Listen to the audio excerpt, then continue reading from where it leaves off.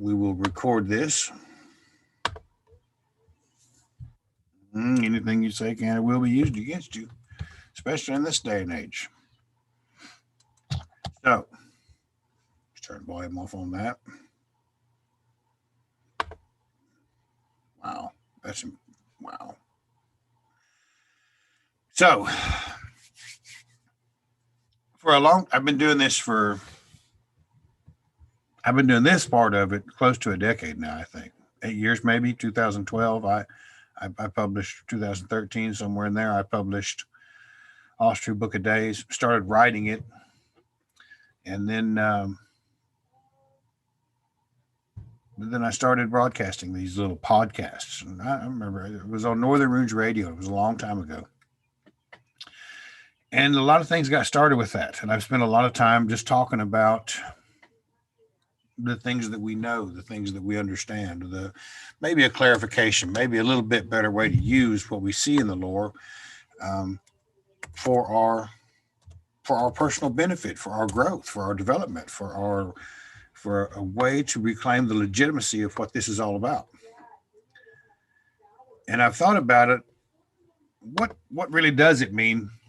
What will somebody's life look like if they grab a hold of these tenets, these ideas, these philosophies, these high-minded attitudes, this body of knowledge that we call the lore, the poetic and the prose edda and the sagas and other things as well. What would our life look like if we listened to some of the ideas that Brian Wilton put out? What is the benefit of paying attention to that? Well, the best thing that I can come up with, because I don't feel like rehashing the ideas of masculinity and femininity. There's enough people doing that already, talking about what it means to be a man. And I think the biggest thing with that is that there's a bunch of dudes out there afraid for somebody to say, well, that guy's not a man, but I really know what it means to be a man. And I think, it's a bill of goods in many ways that's being peddled. Not that it's not desperately needed in today's world. And the same thing goes for women. There's a bill of goods being sold to women, too, about what it means to be a woman. And that is a very dangerous place to be in if you're not sure. I think this body of lore has the tools to show us how to be and say and act and emulate both in the proper manner that they were meant to be. But there's something that I happen to be pretty good at. And I think it was the third book I wrote was The Soldier's Edda. I spent 7 years in the infantry and saw a lot of things and spent a lot of time and looked in a lot of ways. And I've worked on the runes some, but my perception of the runes is typically very different from most people's. Most people are looking for some kind of symbol to give them power and authority. And I'm saying, listen, that's just another stepping stone in the path of life. The clarification of this idea is in Life and the Love of Life, as well as a video series on my Patreon, the Noble Heathen at patreon.com, or patreon.com, Noble Heathen, which if you haven't checked out, there's over 100 different videos on there, as well as articles and the books that I've written, as well as the books that I'm writing on now. So I'm going to begin a new series on the 11 principles of leadership. Now, as a man that's been a leader in the military, as a man that's been a leader in business, in the corporate world, and indeed, I'm once again in a position of leadership in the corporate world where I'm working at now. I find there are some things there that we really need to take a sound, thorough approach at. And much of the information that I have talked about over the years originates from these 11 principles of leadership. Now, they're not my principles. I didn't write them down. I didn't jot them down in a flash of brilliance. These have been used for the entirety of the existence of the U.S. military to great effect. When the Prussians and the French came over and helped develop the Continental Army that defeated the British, these principles of leadership were enacted then. And they have worked time and time and time again in all manner of situations. I'm going to read through them, and then we're going to talk about the first one. And you'll see kind of where I'm coming from with this. Because there's a thought process out there that many of us are working dead end jobs, not going anywhere, not doing what we're supposed to be doing, where we could all break away and we could do it on our own. And you can. You can. But there's certain aspects of personality that must be cultivated to their utmost for such endeavors to be considered to be successful in the remotest. It takes a lot of discipline to do these kinds of things. But I also know some fairly wealthy individuals who work a job. And they started as a woman that simply does Excel spreadsheets for a big oil company. They started as a guy that got an airframe and power plant in the Air Force and went into working in a major manufacturer's glass division. And they started working that job, and they made the sacrifices, and they committed to what they were doing, and they moved up through the ranks. One of them is now a regional manager for one of the largest oil and gas exploration companies in the world. The other one retired from said position at that glass manufacturer and built for my mother the fantasy home that they dreamed of together after they're going 40 years of marriage now. So when I see people say, well, I'm going to give all this up and I'm going to go out there and do it on my own, I've gone out there and done it on my own. I've said it many times. I had a car that had a clogged catalytic converter, and it was sink or swim. And I went out there and built it into a company that was paying me mid six figures. Of course, I put it all up my nose and got divorced and walked away from it all, but I have done it. But I've also succeeded in the team environment. And I think that's where many of us struggle. How do we succeed in a team environment in the corporate world, in the world of business, where many of us who are so fiercely independent, we really can't even figure out who to align ourselves with regards to this spirituality. And we have this Western thought process that is very much a fiercely independent, I got this kind of idea. Now, some of us do break down into tribes, but I see a lot of those fail.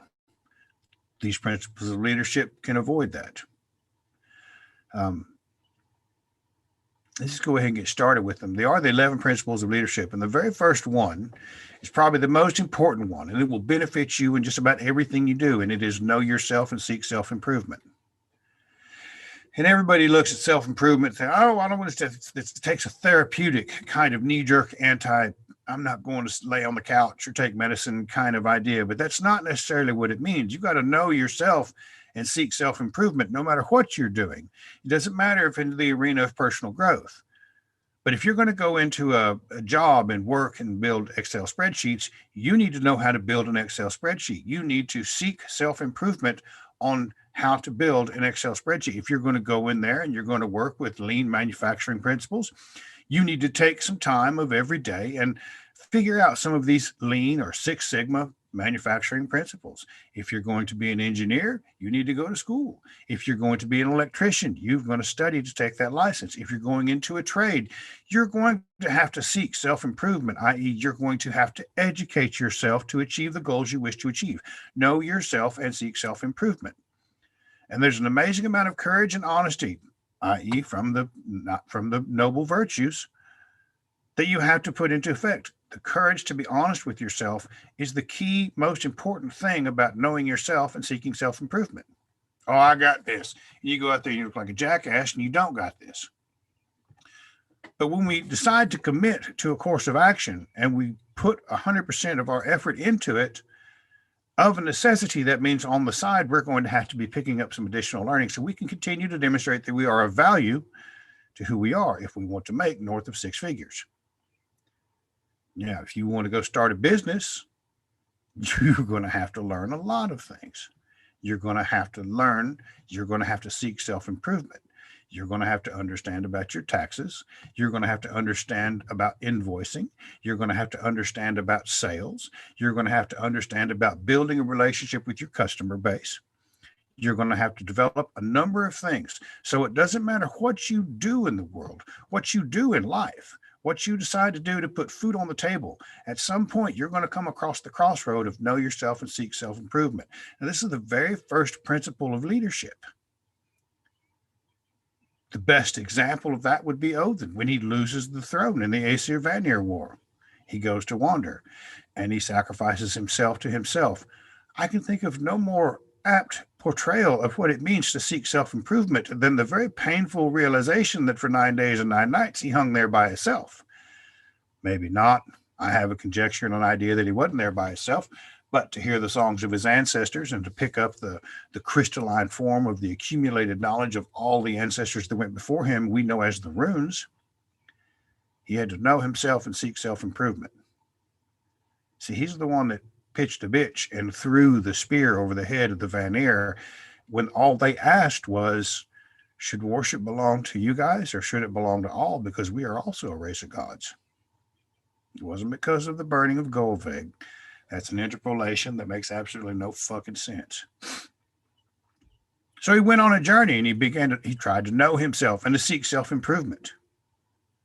Well, what makes any of us think we're exempt from that?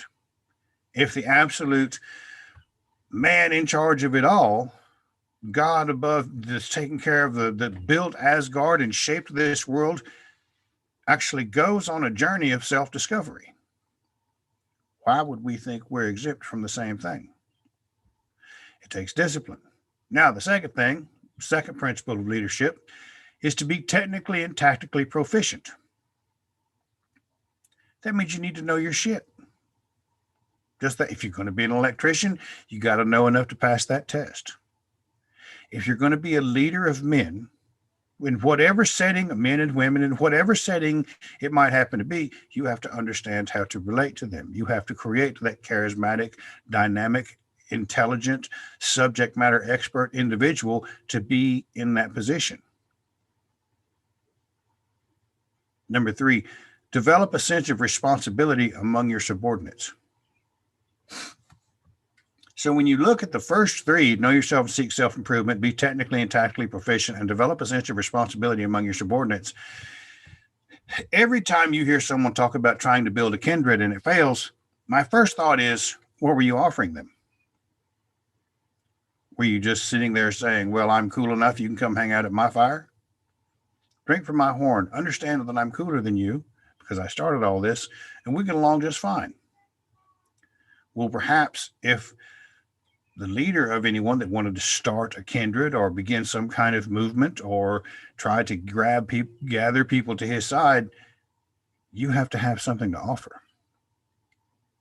You have to have a clear and concise idea of what it means to stand beside someone and understand that developing a sense of responsibility among your subordinates, this is much along the same lines as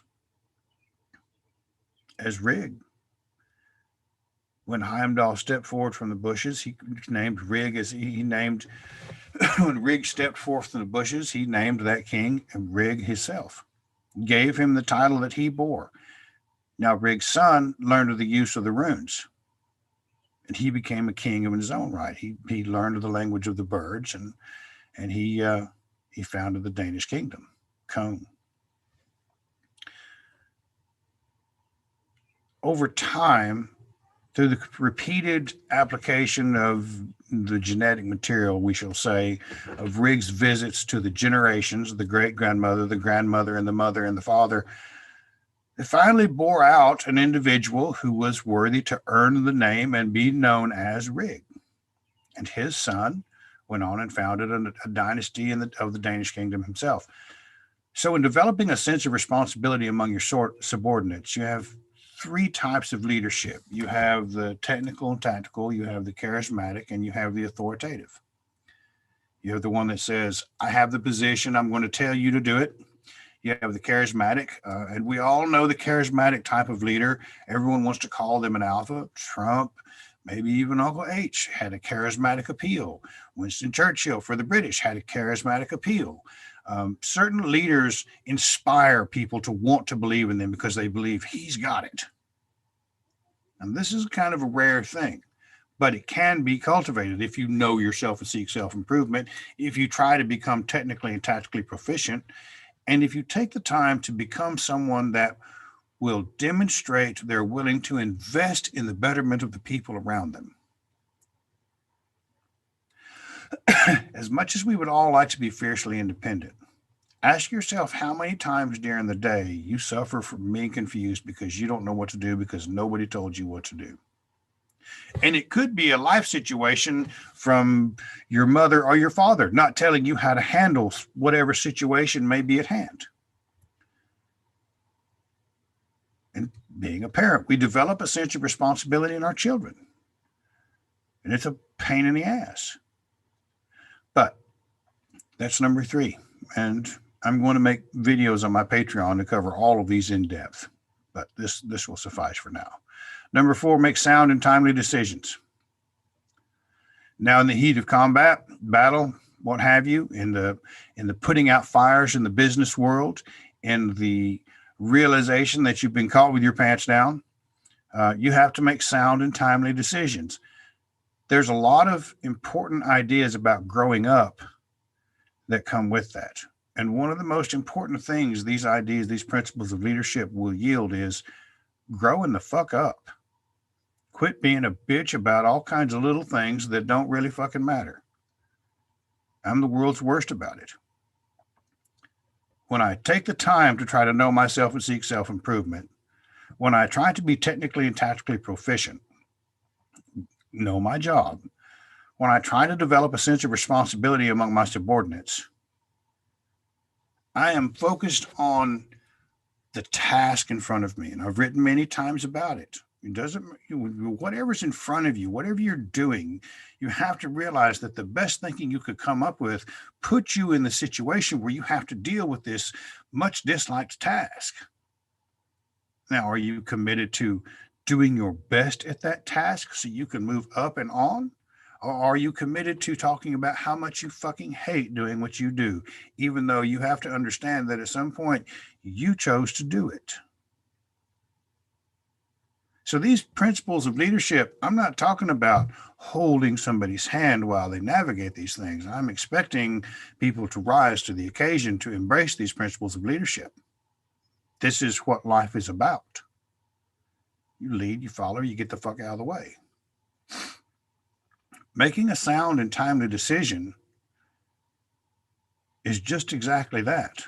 But you have to know them first 3, yourself, your occupation, and the responsibility of your subordinates, so you can make a sound and timely decision. If you're out there on a limb all by yourself, I can make sound and timely decisions about me all day long. But when there's a group of people involved, if I don't have the full body of information and complete awareness of how my subordinates will react or understand or comprehend what I'm trying to do, it's going to be very difficult for me to make a sound and timely decision.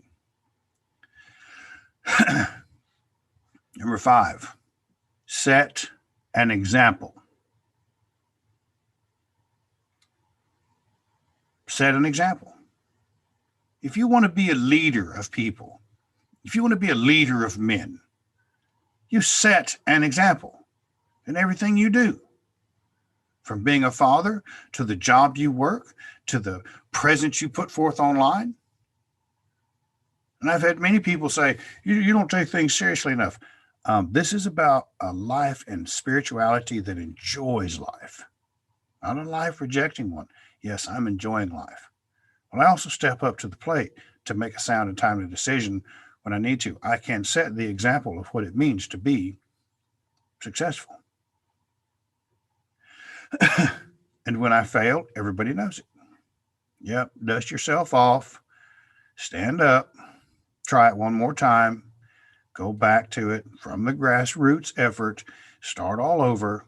All right, here we go. I'm going to go again. See, all the people in the world can say all kinds of stuff about the man that's on top. They'll stab you in the back. They'll sit there and bitch about the things you say. They'll make smart ass comments. Oh, I knew he was going to fail. He just wasn't taking this serious enough. He didn't understand. He doesn't understand what the world view. All kinds of shit. But who's out there setting the example in your life? If you're not the star of your life, you're playing a walk-on role in somebody else's. Start by setting an example that makes you proud of who you are. Start by setting an example that demonstrates your full-time commitment to the best thing you could come up with to do the task that was put in front of you. Set the example. There's a mindset that changes when you begin to embrace that very thought that will change the course and direction of the future of your life. Doubt me? Try it. Don't sit there and tell me how you know I'm wrong. Try it. Try to set an example of what it means.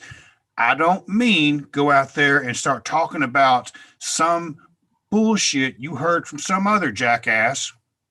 I'm talking about setting an example in your world.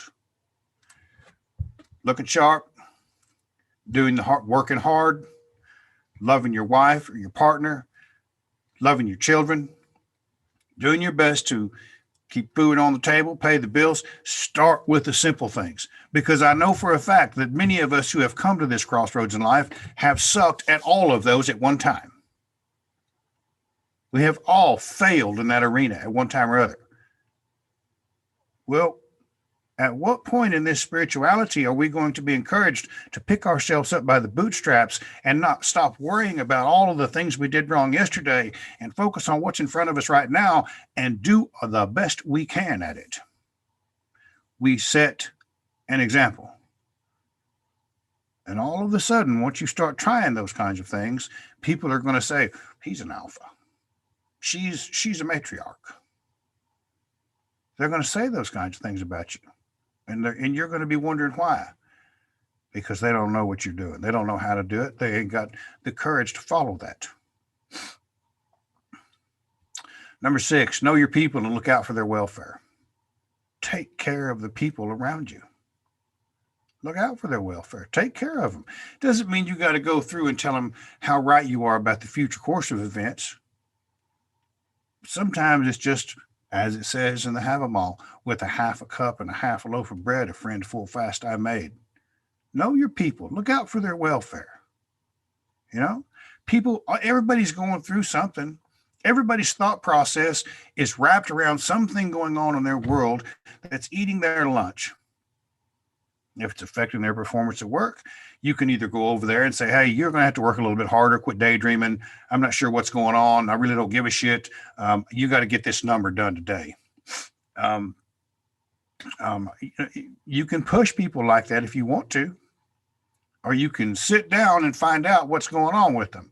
Take that time to figure out what's going on. And you can also do it with the people you love, if you so choose. If you're in the right frame of mind, you can find out, are you okay? Not in the beta mail, is everything all right? Are you okay? Did I do something wrong? If you ever ask that, you just mail me your man card so I can punch a hole in it for failing. Know your people, look out for their welfare. It starts with your kids. I mean, for the most part, I know what my kids are going to say before they even say it. I raised them. Scarlett was convinced I could read minds for a long time. But we look out for their welfare. So no, maybe, you know what? This would probably be a lot better. There's a lot of ways we can do that without our egos being in the way. There's a lot of ways we can present that information to be of a benefit to someone, and they may not hear it. They may have to go suffer and hurt. It's the hardest thing to watch your child go through those things and say, come on, pull yourself out of it. Know your people and look out for their welfare. Number 7, keep your people informed. In the corporate world, Jack Welch has once said, there's nothing beneficial about a secret in the corporate world. And there's not. Henry Ford said, if you have one person on the production floor of a company that has 100 people, his negative attitude will spread like a cancer. And it will. Some of the best ways to defeat that kind of defeatist mindset, tell them what's going on. Tell them what's going on. That includes your partner, and that's difficult. That's hard for us. Talk to the people we love. Tell them what's going on. Now, don't go tell your kid, hey, I gambled away the paycheck. We're fixing to lose the house. We're going to be living in the car in the street for a little while. No, you don't fucking put your shame and guilt and struggle on the children you're raising. You raise them and you take care of it. First off, you won't get yourself in that damn situation. You're doing the rest of them right. If you're setting an example, you won't end up that way, but happens all the time. Keep your people informed. Tell them what's going on with you. You know, if they're doing the rest of these things, if you're helping cultivate the person that can take your place in the business world or in your business,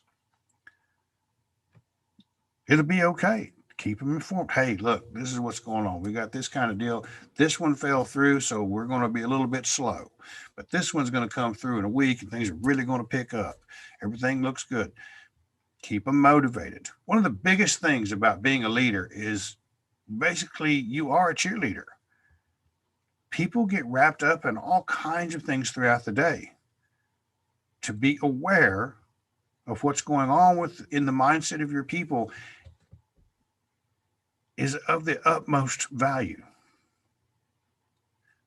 Why do you think Odin took a drink from Mimir's well? I really strongly suspect it helps cultivate a limbic resonance. And limbic resonance is that ability to feel or understand people's emotions before they even open their mouth.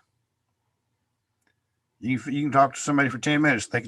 They will tell you more about themselves. They will give you all the information you need in a 5-10 minute conversation with someone to tell them, okay, maybe if you looked at it this way, you might have a little bit more success.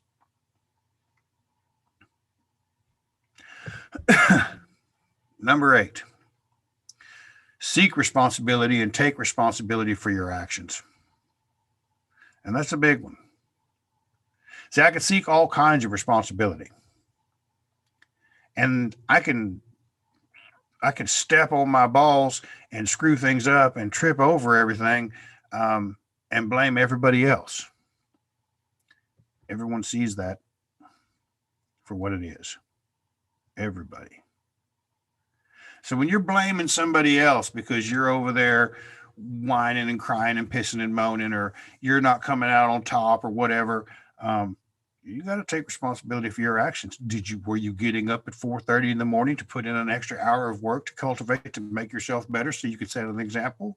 Were you working 2 or 3 hours after you got off? Were you working your best at work?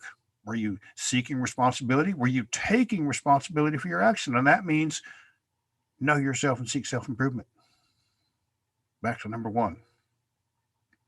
Number 9, ensure assigned tasks are understood, supervised, and accomplished. I see people talking about getting up at 4:30 in the morning. My alarm goes off 4:30 in the morning. Doesn't mean I get my ass out of bed. Do you know why? Because I lay there and negotiate with myself. At some point, when we want to assure assigned tasks are understood, supervised, and accomplished, we have to start with ourselves. What are my assigned tasks? And it's always frustrating when somebody says, hey, will you do this? Yeah, sure, I'll drop everything I'm fucking doing to come take care of this because it bothers you and you won't do it yourself. That's part of the game. Grow up and handle it.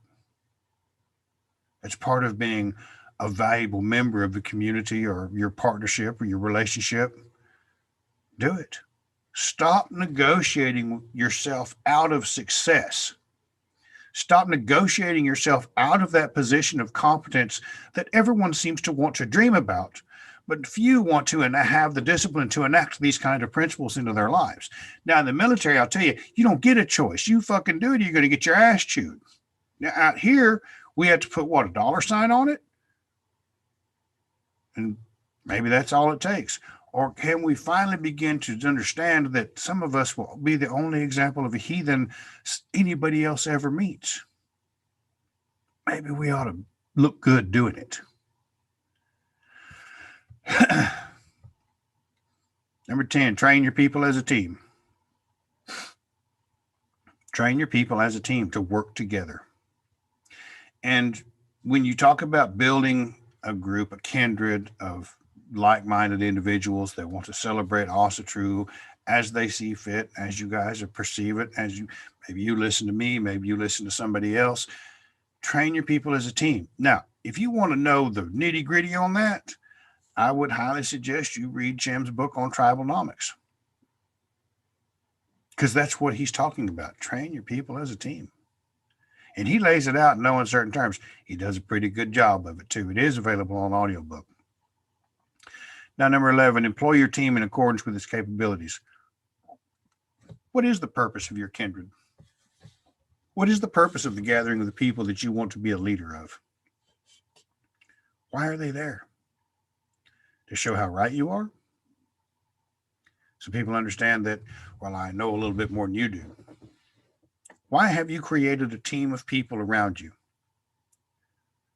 Are you there to ensure their success and build leaders? Which is precisely what this is fixing to become. Are you there simply to help people negotiate the tough times in life, which is also a fine, admirable pursuit? Or there's any number of things. Clarify the nature of the goal. We all have our own personal goals. And we can put pictures of them on the refrigerator and we can look at them every day and hope that the stars align so you can take advantage of how that goes. And the next thing you know, it came true. Or you could put that picture on the board and call that a goal and start taking the steps necessary to fix what needs to be fixed so you can achieve what you need to achieve, such as working your ass off, working so fucking hard there's grease and dirt and mud and blood and everything else all the way up to the armpits of your arm. That's how you build success. It doesn't just magically appear. You have to get up and actually do something. Actually, you have to get up and give 110% more than the guy standing next to you. And he may be smarter than you. He may know the job better than you. He may be better than you at just about every aspect of a man's existence. But that does not mean you don't try. That does not mean that you don't get out there and give it your all. You seek responsibility. I would 10 to 1 rather have a dude I got to rein in than push forward. Every day of the week. Hands down, no question asked, let me have them. It's like those guys that come into work shuffling their boots, scuffling their boots because they're just dragging their lazy ass and they're just tired to be here. Yeah, better get a day started. Make a cup of coffee. I would fire those people just damn near as soon as I see them. Because they ain't going to be worth a fuck. Now, that's a rash judgment, Brian. Oh? Which one? Is that the example you want to set? Or do you want to walk in there with a man, like a man, and walk out of that front gate with your head held high, your chest stuck out, and a pocket full of money? That money might help you build the company that you want that allows you to follow and pursue the dreams you want to pursue, not somebody else. See, we'll never be able to make an honest differentiation of what it is we truly seek in this world if we don't begin to try to be a leader of our own self in this world. And it's all through the lore. And every one of those principles, I'm going to do a video on my Patreon channel, Noble Heathen at patreon.com, Noble Heathen, and lay out in the lore what those mean, what they look like, who exemplifies them, and where they come from. I have a world of personal experience with that in the military and the corporate cultures. And the more I look at our Asatru communities, the more I see a need for leadership. Everybody wants to be, well, he doesn't quite believe as hard as I do about this theory over here. He's not quite heathen enough. Go fuck yourself. Come on, man.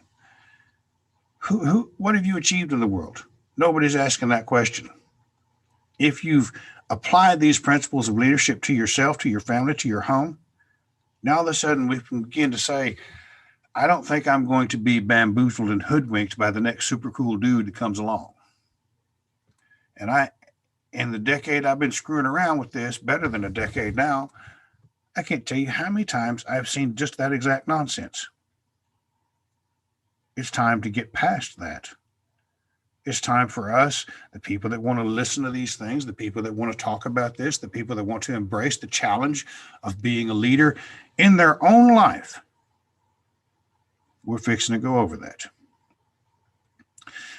So, having said all that, if anyone has any questions, I will be happy to answer them at this point.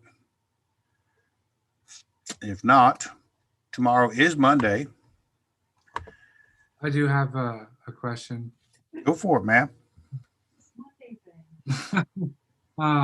So I was taking notes, and because I was taking notes, I missed 2, 3, and 11. 2, 3, and 11.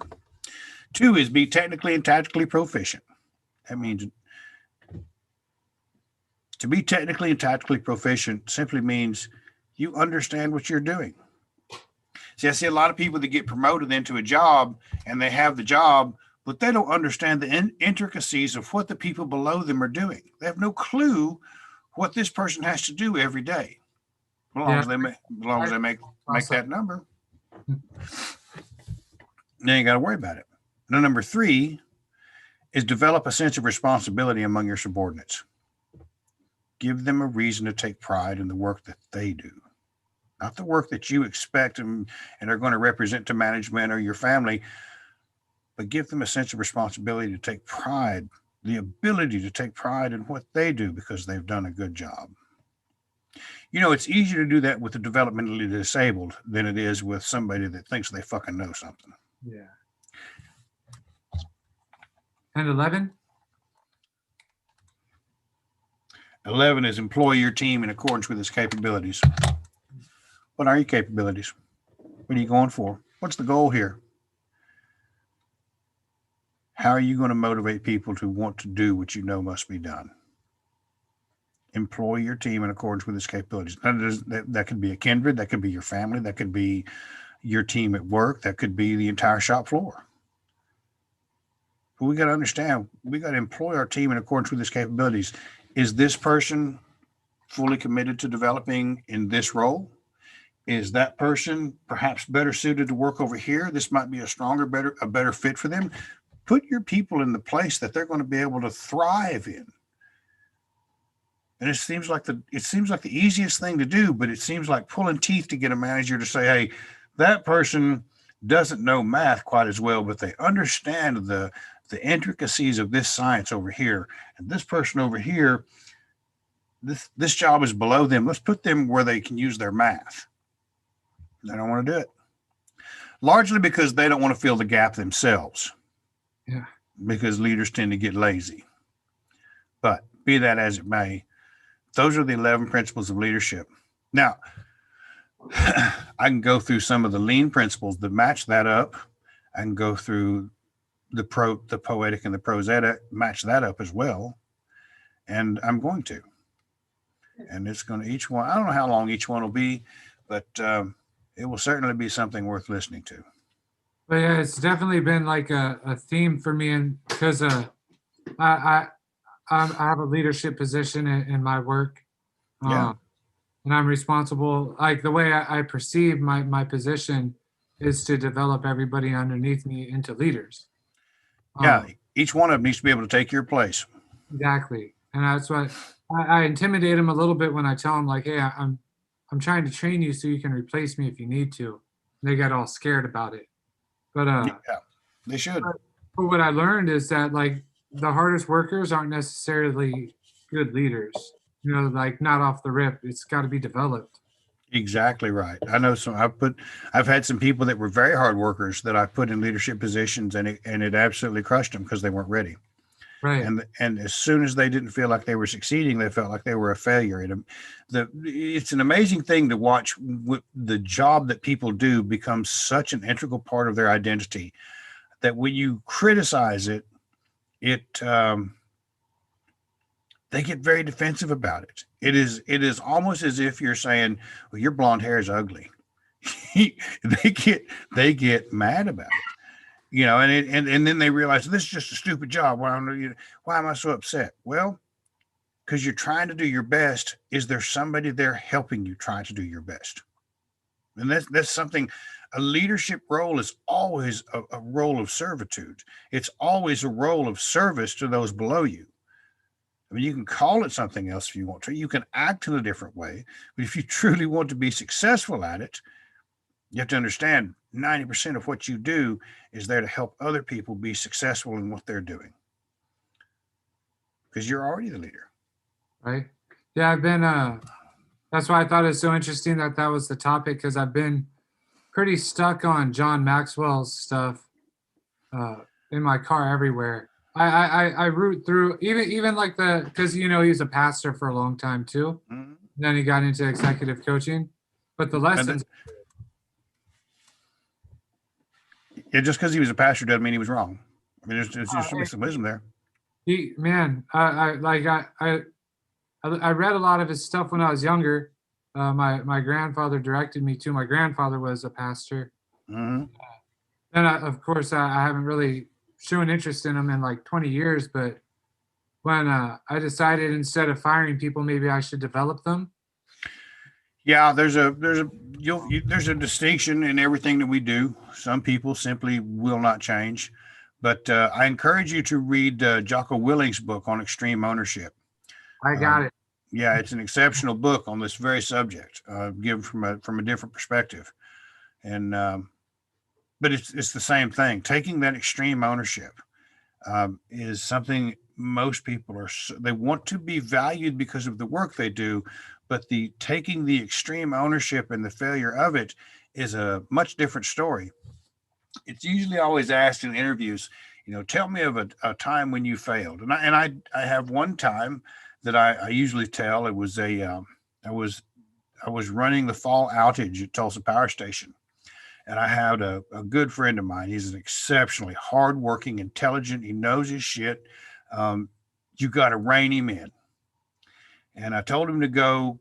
We were closing the steam drum doors. And the steam drum is just about that big around, but it's a big metal ring inside a huge tube where the steam is about 900 degrees.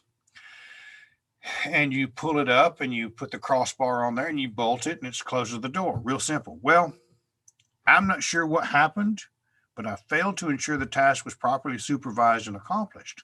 I failed to ensure that it was properly understood. And he ended up cutting the bolts off because he didn't think they were long enough. Well, shit, they were long enough when we opened it up. Okay, well, that plant was built. He cut them off. And then I see him carrying a high torque wrench across the floor. And I'm like, oh, fuck, what are you doing? I go up there and look at it. We're closing this thing up. We're ahead of schedule. We're under budget. We've done all kinds of things. We've made it go right. And it was my baby. I ran it, supervised it, and we made it happen. And it was successful. Customer was all smiles. And I had to go sit down in the maintenance manager's office and say, hey, old boy cut the bolts off the steam drum. Well, that steam drum was built in 1956. And they insisted that the bolts that were in it be replaced with bolts manufactured of the same material. Well, it took us about 4 hours to find them, and they were 2 hours away. So I had to dispatch a man for another 4 hours and stand around until they got back, take them out, take the base was still inside threaded in the hole. I had to take that out, had to grind it out and then pull the threads out and then thread the new one in, put it in and close the steam drum. And in the midst of that, I had to tell him, the man that did it, get your toolbox and hit the gate. So when I failed to ensure the assigned task was understood, supervised, and accomplished, and I failed to look out for my people and their welfare, it had effects that resonated across the spectrum of that entire operation. And it cost us a little bit of money we didn't need to spend. But be that as it may, that's what happens when you get into a leadership position and don't apply these things. That man lost his job. We ended up with kind of a black. We turned it around, pulled it out, made it look all right. But when you're operating at that level of maintenance, that level of responsibility, when we're talking about a power plant, and if you fire it up and you tried to cover something up and try to put it under the rug and the steam drum blows up, it will level the facility. So yeah, you want to be a high performing individual in this world. You start with building yourself into the leader of your own world to see how that is. Then you set the example, and then you create the desire for others to want to do what you know must be done because they see you handling such situations with diplomacy, tact, and ease. Yes, sir. Hey, Brian, could I add something in there real quick? Yes, you may. Because both of you kind of alluded to this, and it made me think of, basically, in the lore, nowhere did it say that Odin only gathered knowledge from heathen sources. You know what I mean? So if somebody's got something worth learning, be it a pastor, be it a teacher, be it a whatever it is, it's probably worth at least considering. The two dead women that he goes and talks to, one he goes to talk to and the Voluspa, the other one he goes to talk to when Balder begins to have nightmares about his own death. We have no idea if they're the same woman. We have no idea if they're the same ancient woman, but they're both from different worlds. Mm-hmm. Who knows where they came from? Mm-hmm. Who knows what age they originated from? You know, they all come from Jotunstock. They've all changed their metal enough. They've all began to know themselves and seek self-improvement that they no longer resemble the beings from which they originated. Right. And it's the same thing as possible for us when we begin to look at that. Mm-hmm. We might follow these principles and this lore and these ideas and emulate the actions of the gods. We may not resemble the people we were when we got to this crossroads. Mm-hmm. And that's what I want to see. That's what I want to see in myself. That's what I want to see in my children. That's what I want to see for the people that decide to surround me. So we're going to talk. That's what's kind of got me talking about leadership. And I don't see anybody else doing it, so I feel like I can do it. So I'm going to, once again, be show prep for the rest of the heathen community. That's right. I will be the wellspring from which they flow. But I say that tongue in cheek, guys. No. I saw on Conan one night. I was watching Conan, and James Earl Jones, he's sitting there trying to talk Conan out of killing him, and he says, "I'm the wellspring from which you flow," and it cracked me up, and I fucking laugh about it every time. It was the most disgusting thing I've ever heard in my life. I thought I was gonna vomit. She was sitting next to me, and I immediately she saw it hit me like a ton of bricks, and I looked at her and I said it. She's like, "Ugh." "Oh, your ego." It's a magnificent thing. It's a magnificent, many-faceted thing. Well, that's all I got. Except the quote for the night is, "I'd rather have a guy I need to rein in than push forward." I'm going to use that a lot. Hell yeah. Well, tomorrow's Monday. Go out there and grab it by the nose and whip its ass. All right. Thank you, Brian. All right. Thanks, Thank guys. you, Brian. Thank you, Renee. We'll see y'all later.